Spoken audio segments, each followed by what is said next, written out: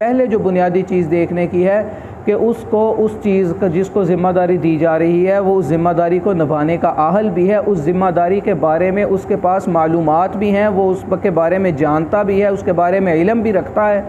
تو اللہ تعالیٰ نے بھی یہاں جو جواب دیا وہ اسی انداز میں دیا کہ آدم علیہ السلام کو اللہ تعالیٰ نے علم عطا کیا اس خلافت سے متعلقہ۔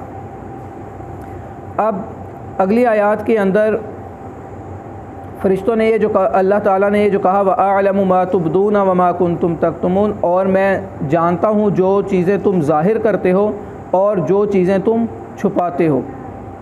اب ظاہر تو فرشتوں نے یہ کیا تھا کہ ایک ایسی مخلوق کو پیدا کیا جائے گا جو دنیا میں جا کے فساد برپا کرے گی، تو ہم ایسی چیزوں سے پاک ہیں۔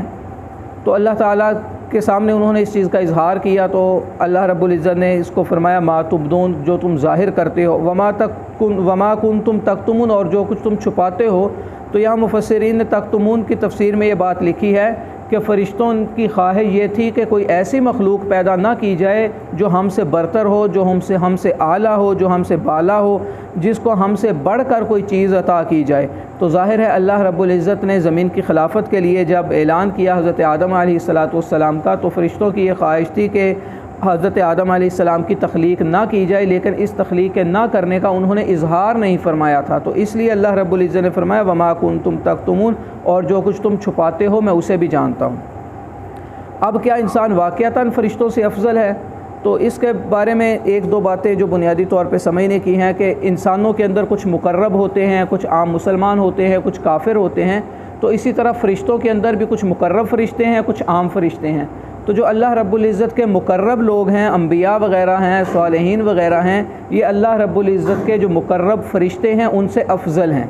پھر جو اللہ رب العزت کے مقرب فرشتے ہیں جس طرح حضرت جبرائیل علیہ السلام، حضرت اسرائیل علیہ السلام، اسرافیل علیہ السلام، میکائیل علیہ السلام، تو یہ جو فرشتے ہیں یہ عام مسلمانوں کی نسبت مقرب ہیں۔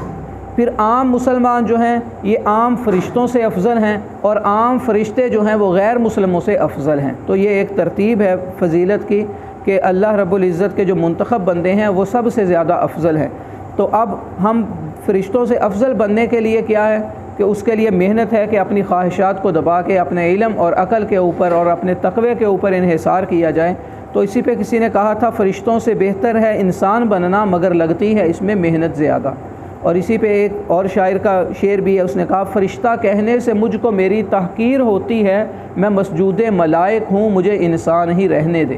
تو معلوم ہوا کہ اگر انسان اللہ رب العزت کی بندگی کر کے زندگی گزارے تو انسان فرشتوں سے بھی افضل ہے۔ سبحانک اللہم و بحمدک۔